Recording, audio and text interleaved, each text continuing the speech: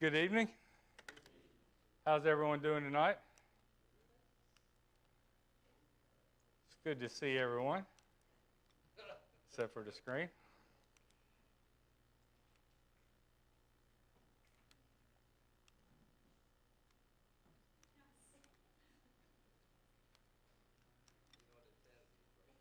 Yeah.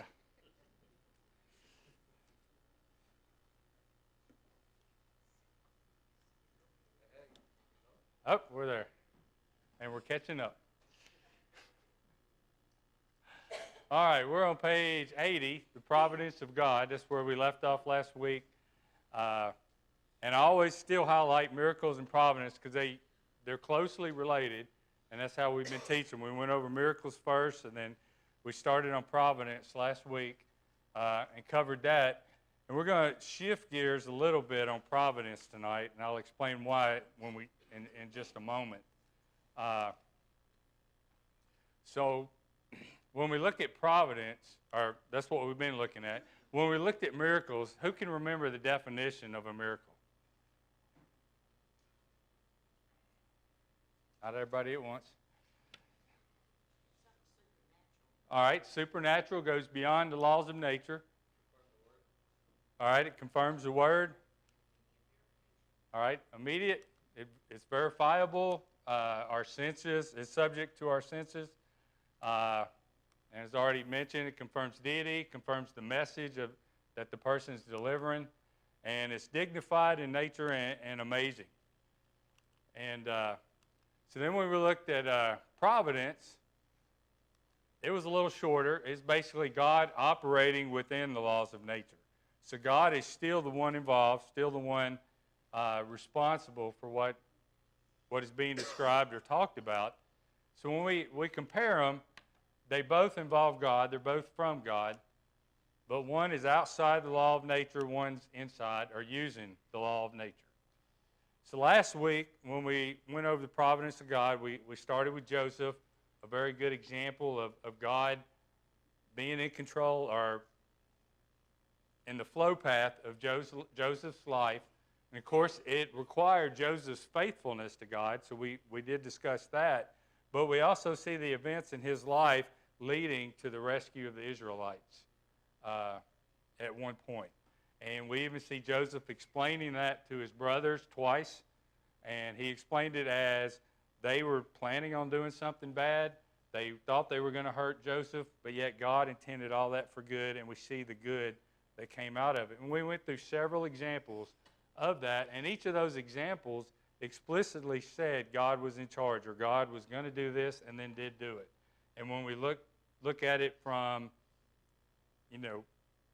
looking here, looking back, we see that God indeed did do it, or was in charge of it. But that almost leaves a false impression of everything's explained one way or another, that God is in control of everything that happens in our life. But what we're going to look at tonight is some examples of that's not necessarily true. That just because something happens doesn't mean we say God did that or that was God's plan for my life. That doesn't mean God's not interacting in our life. We're going to emphasize that over and over tonight. And actually the last verse in this section will definitely show that. But as we're going to see, even some inspired writers and inspired examples that we're going to look at tonight, the individuals didn't know whether it was God's plan or not, but it might be, so they're going to do what was right. And that's an example for us that the Bible is complete. We saw that when we looked at miracles. And that's part of the evidence that miracles have ceased because we have the entire gospel. So we're not going to get any more revelation from God as far as that goes. So to look at our life, we can't necessarily say that happened because of God. That our life was lined out because we're special. When we see Joseph, he was definitely picked to save the Israelites and set them up in Egypt. That doesn't put anything down in our life, so I want to emphasize that. We just have to be careful that God and his plan, because when we look at Joseph's life and him being chosen, he was chosen for a purpose, and that was to fulfill God's plan, not to fulfill our plans. So we've got to make sure that God's will and God's plan is always the purpose of providence, and at the time when miracles existed, the purpose of miracles. And that's what we're going to see. Esther, just as Joseph is a popular example of providence, Esther is also another popular example of providence, teaching and explaining providence. If you remember, the king was basically embarrassing the queen, and she wouldn't participate, so she basically was dethroned. There was a long process to choose a new queen. Esther ended up being chosen the queen. And, of course, one of the high-ranking officials under the king, he had it out for the Jews, and he had plan after plan. And one plan that was going to be pretty successful, or was pretty clever, one of Esther's relatives found out about it. Mordecai, he sent a message to Esther. She sent a message back. She was scared to intervene or help or try to help just because of what the laws were. It could put her life in danger. And then starting in verse 13, Mordecai sends a message back to her. Mordecai commanded to answer Esther, "Think not with thyself that thou shalt escape in the king's house more than all the Jews. For if thou altogether holdest thy peace at this time, then there shall enlargement and deliverance arise to the Jews from another place. But thou and thy father's house shall be destroyed. And who knoweth whether thou art come to the kingdom for such a time as this?" So Mordecai is telling her, God may have chosen you for queen to intervene and pretty much destroy the plot that was made against the Jews, let it to be known, and so forth. And, but we see the wording here, who knoweth? Only God knows. And it was her responsibility to do what was right, whether it was God's plan or not.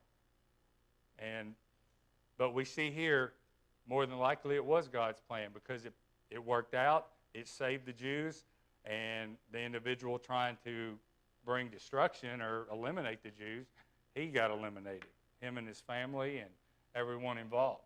So more than likely, it is God's plan and God's intervention, but it's not revealed that way. Can you think of another story that we can see? It involves a miracle, but the wording says we're going to do what's right whether we get saved or not. That's as close as I can get without giving the answer away. But can you think of another Old Testament?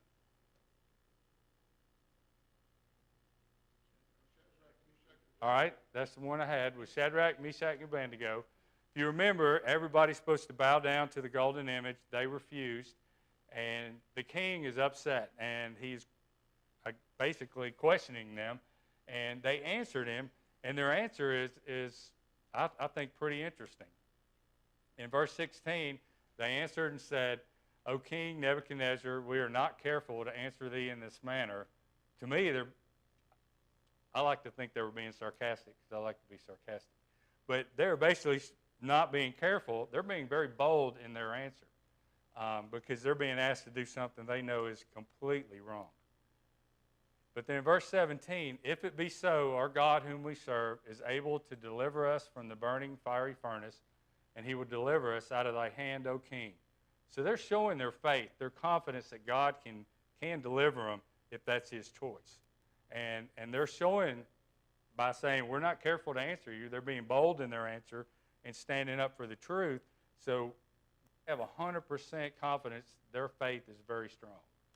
But then in verse 18, they start out, "But if not, be it known unto thee, O king, that we will not serve thy gods, nor worship the golden image which thou hast set up."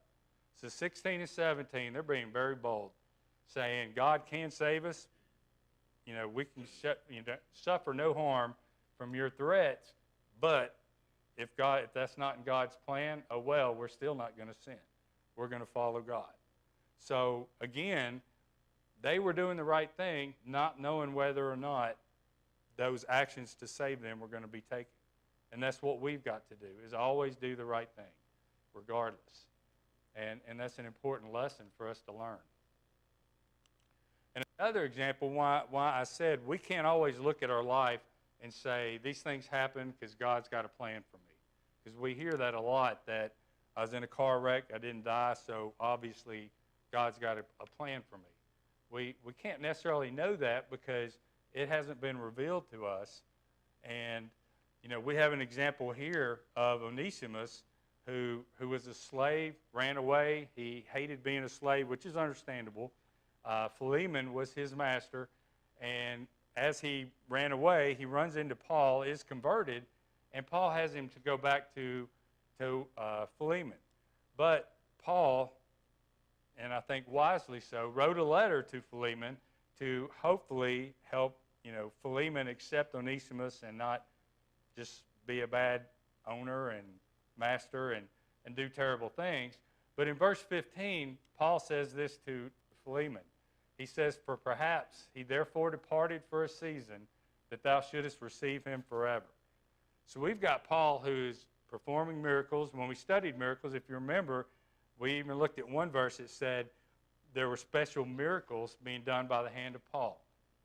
So it's kind of emphasized his miraculous ability, even past some of the other apostles, kind of implied in that verse.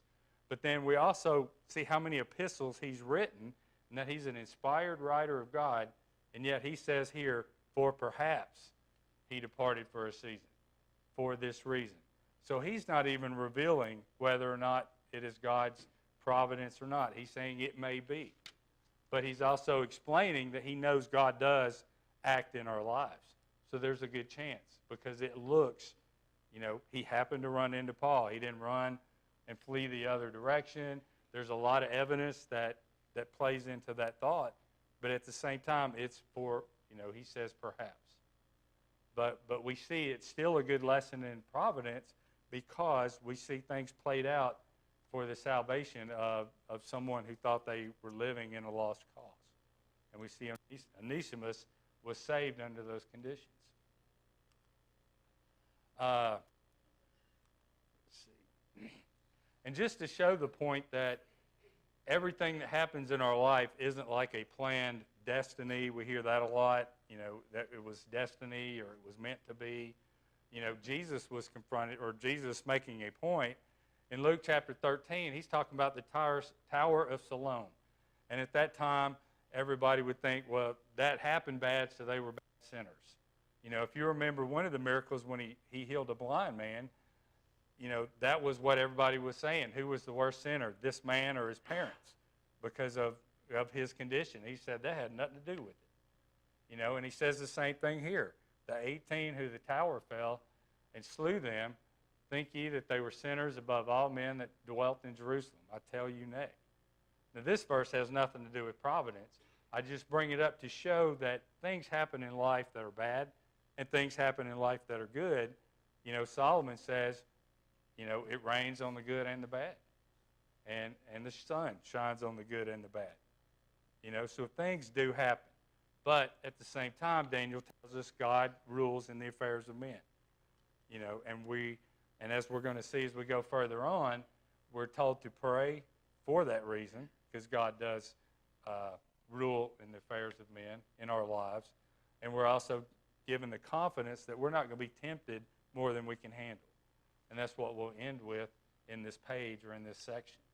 So I'm not trying to diminish the fact that God's active, but at the same time, we can't elevate our lives past the point of God's will or God's plan for the salvation, or for all to have that opportunity to obey Christ and become a Christian. So it's important to have that balance in the understanding of providence. Does anyone have any comments at this point, or have I completely confused anyone? Yes, Greg.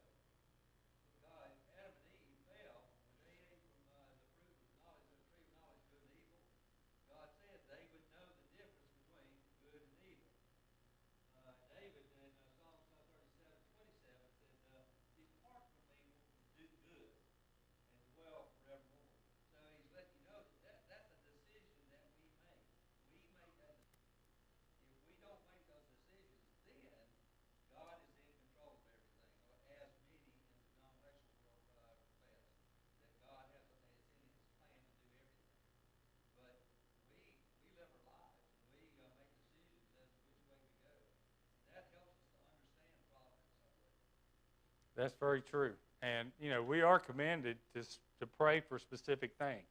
And if God didn't have the ability to interact in our lives and answer those prayers, then it would be a mistake to tell us to pray for. So by no means does God not interfere and do things. I'm just saying we can't elevate ourselves past the point that we should. Yes.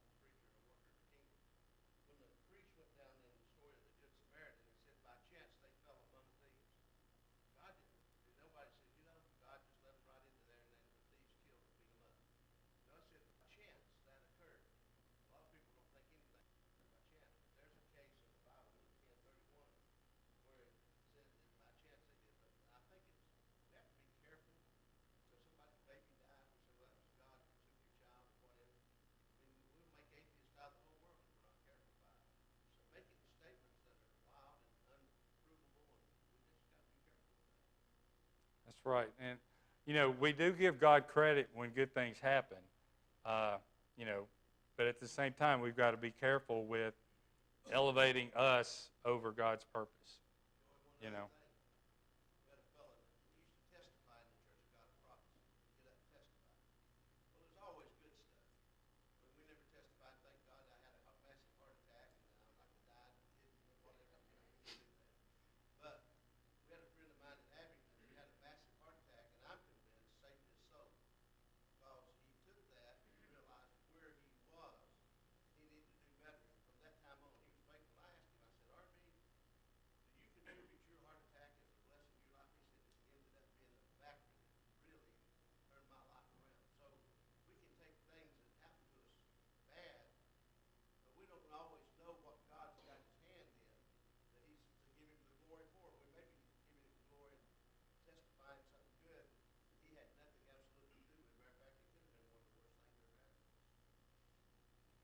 That's right. And Paul gives us a good example on a lesson of providence, and actually I borrowed this or copied it or whatever from Wayne Jackson, and he had a good lesson on it. And if you remember in the book of Romans, Paul opens up the book and starting in verse 9, "For my God is my witness, whom I serve with my spirit in the gospel of his Son, that without ceasing I make mention of you always in my prayers, making a request, if by any means now at length I might have a prosperous journey by the will of God to come unto you." So he's saying by the will of God, he's praying that he may be able to come to Rome and see them. And then he ends the book in chapter 15, verse 30, "I beseech ye, brethren, for the Lord Jesus Christ's sake and for the love of the Spirit, that ye strive together with me in your prayers to God for me, that I may be delivered from them that do not believe in Judea, and that my service which I have for Jerusalem may be accepted of the saints, that I may come unto you with joy by the will of God, and may be with you refreshed." So here he's asking for prayers that it may be God's will that he can make it to Rome. And of course, he's in Corinth as he writes this. So as we go through the book of Acts, or the last part of the book of Acts, we see how Paul's life turns out, and he ends up in Rome. And it's definitely not the way, I seriously doubt his prayer involves some of the events that happened to get him to Rome, but he ended up in Rome. So we can see God's will, God's purpose, a lot of times is not going to mess with what we want to happen. We're always going to want it easy for ourselves. I'm sure the example that Eddie had, that God didn't say, "I hope something really bad happens so I can figure out what I'm supposed to do."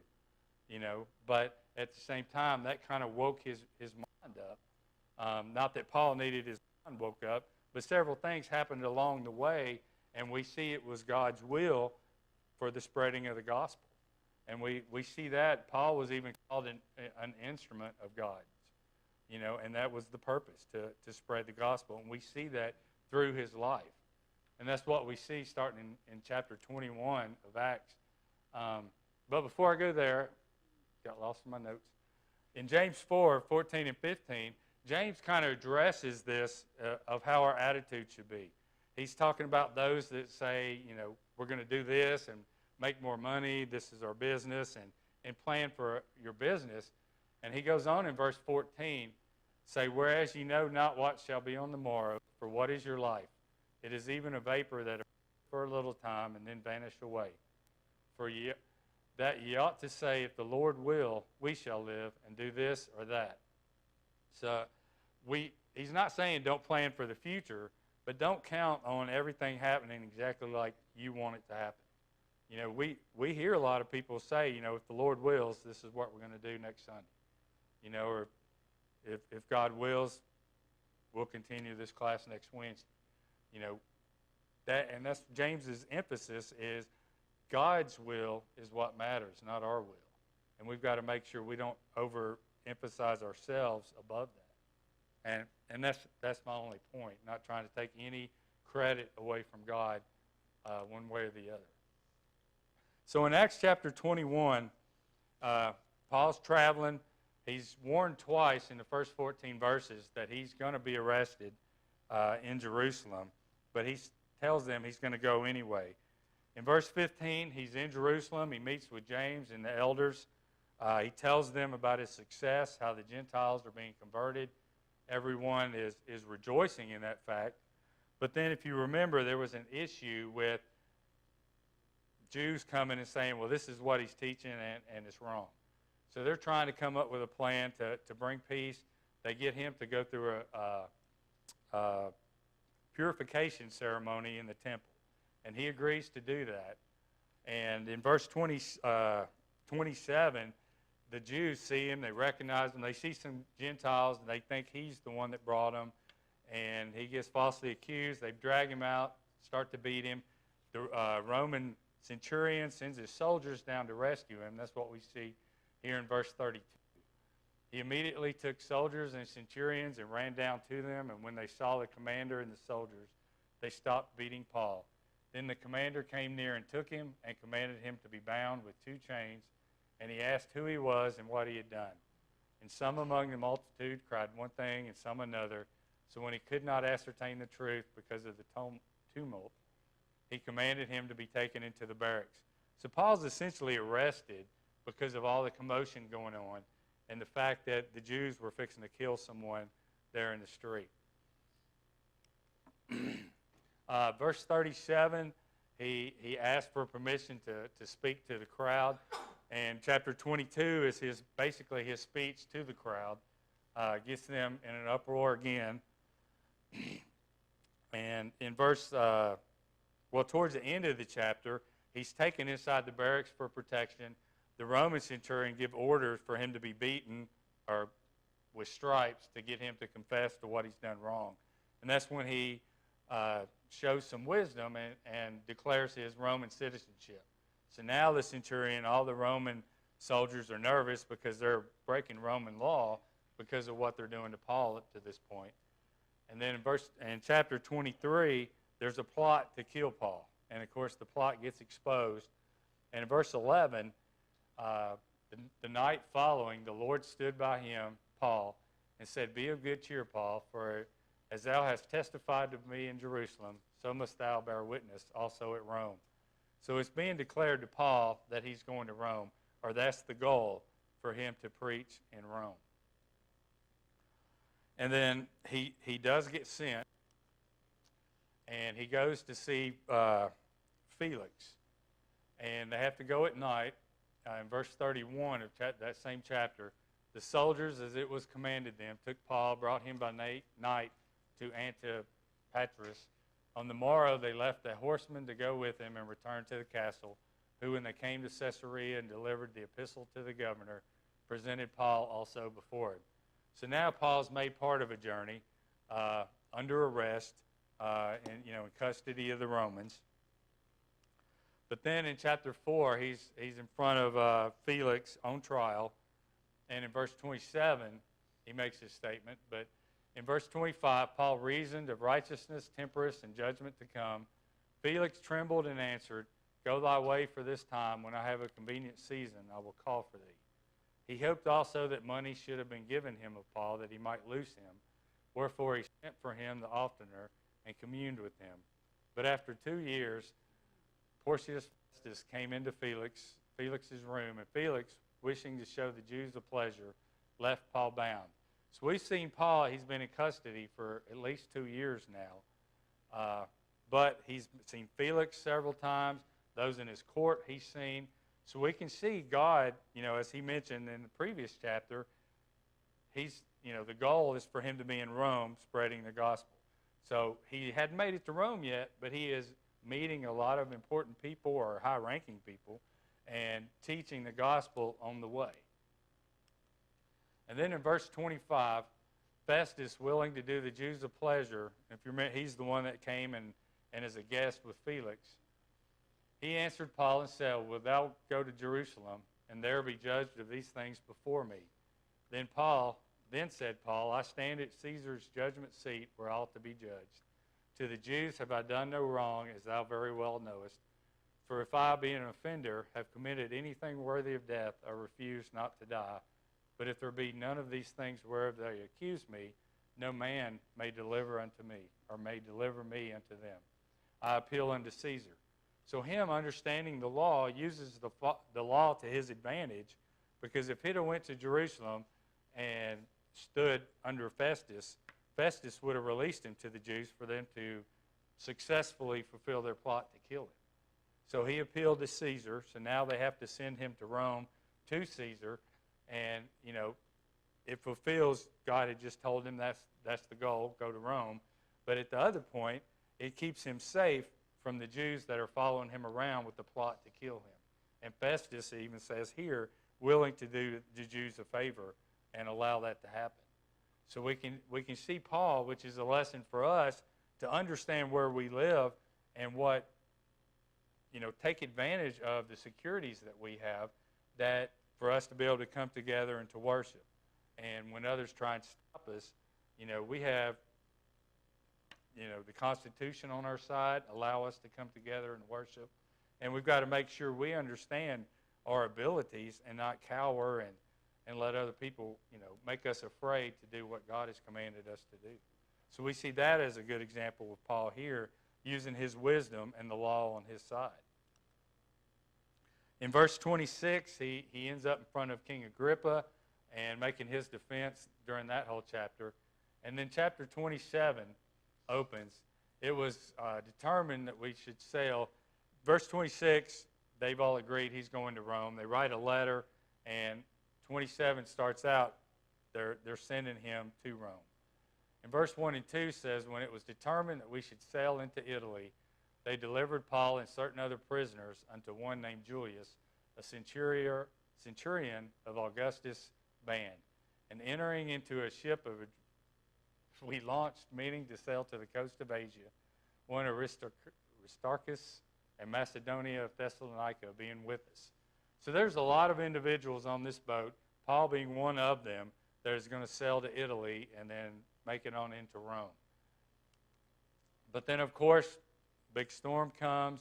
Everyone on the ship is scared. Verse 20 says, neither sun nor stars in many days appeared, and no small tempest lay on us. All hope that we should be saved was taken away. So everybody is definitely feeling afraid because of the weather and the storm that they've been suffering for several days. And then starting in verse 22, I exhort you to be of good cheer. This is Paul speaking to the rest of the men on the boat.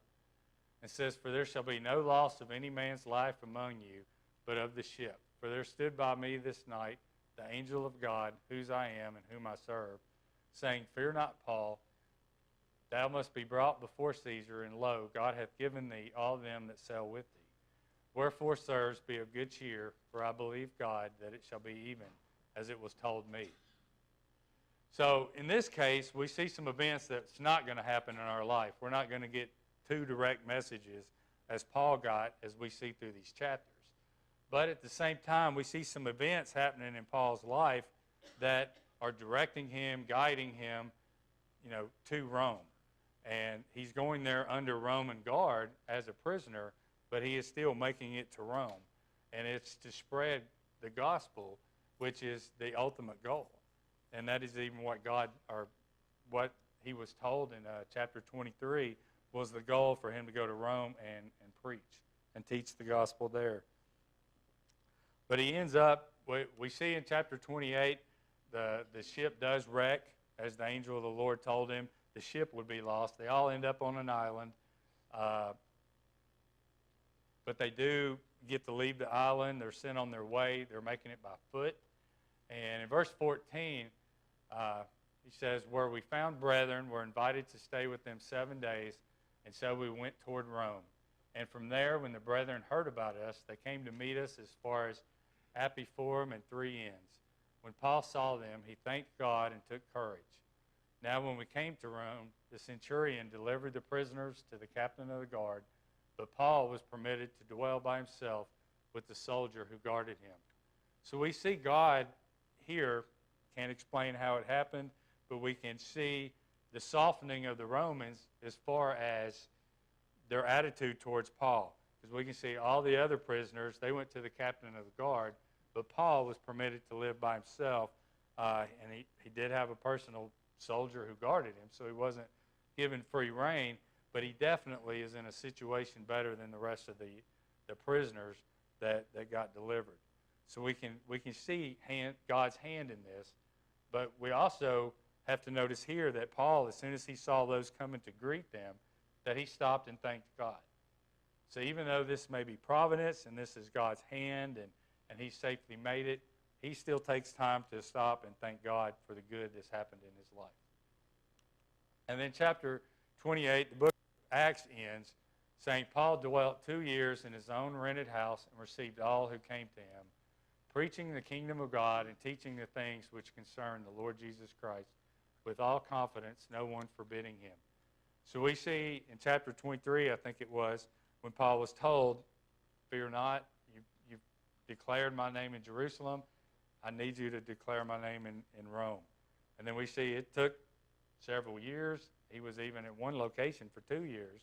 But he does end up in Rome, and he's, at this point, 2 whole years in his own rented house, things provided that he needed, and he is preaching. A lot of people are coming to see him and to hear what the gospel is and be taught by Paul.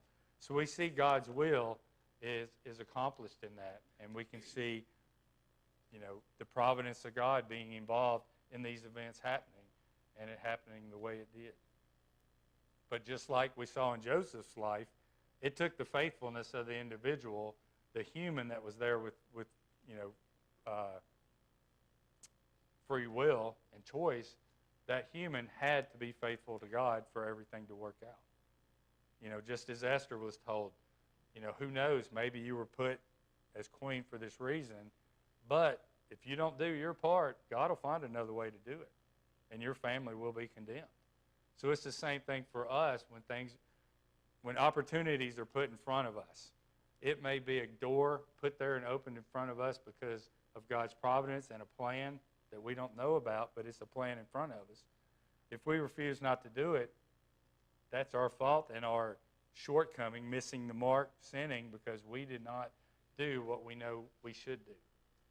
But at the same time, sometimes that door opened just because it opened.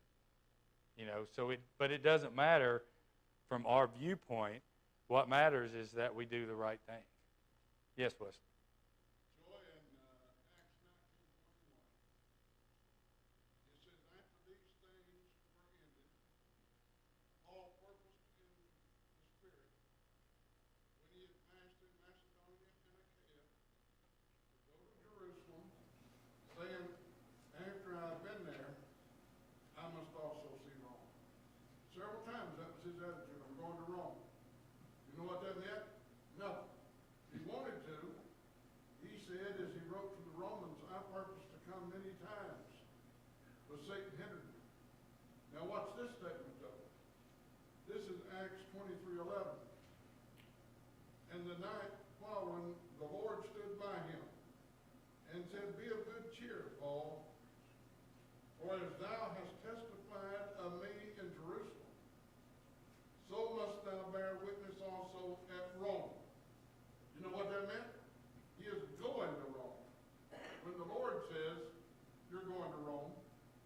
going to Rome.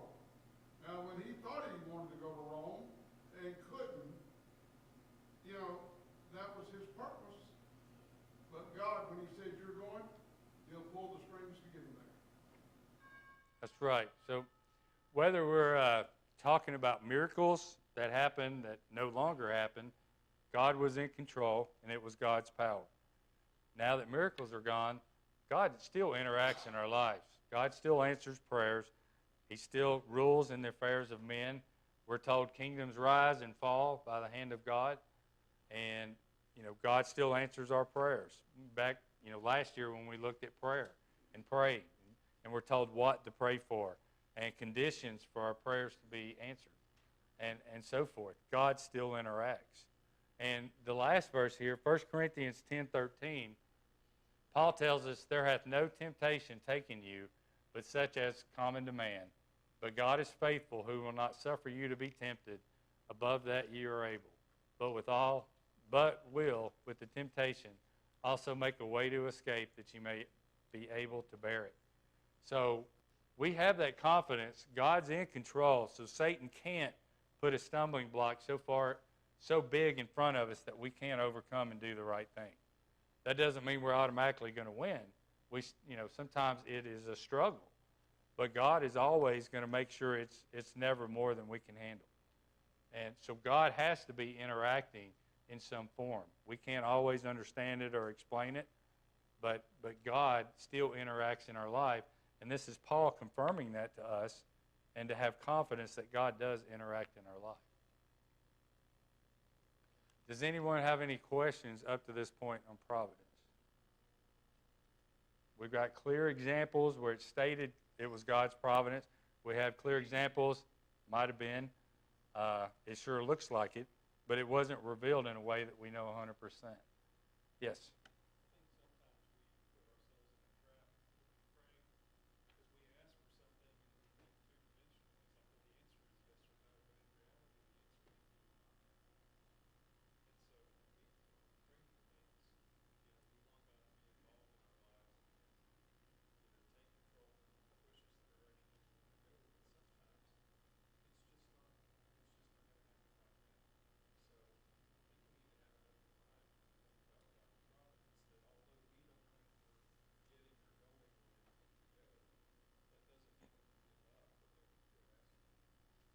That's right. We have several examples of our prayers need to be, if it's something we really need or we think we really need or want. We have the example of the woman that continually went to the judge over and over and over, and it even says the judge feared not God, but he gave the woman what she wanted to get her out of his hair. And then says, God's our Father and loves us. How much more would he answer our prayers? So we know that, yes, sometimes it takes asking more than once. Paul's example here going to Rome, he even asked the Romans to pray that he could come see them. So it definitely was a big request and a big deal, but we see it was on God's timing and not his. But we also see the many, many souls that were saved through all the exposure they got to Paul on the way. We see some of the kings and the governors that weren't saved and had certain statements, but we see those around them that saw the message and the miracles and so forth, and they were saved and became Christians. And then, once he was in Rome, all the Jews and Gentiles that came to see him and heard the gospel through Paul. So we see God's providence was mainly about not to make Paul's life easy. God's providence was to give all those people exposure to the gospel. And that's what we definitely need to have as our goal, is to spread the gospel, especially to the community around us, those that we can be exposed to, or they can be exposed to us. And that's what's important, is God's will and helping other souls get to heaven. So we'll continue with that thought and look at Providence in a different example next week. So thanks for everyone being here tonight and everyone's participation.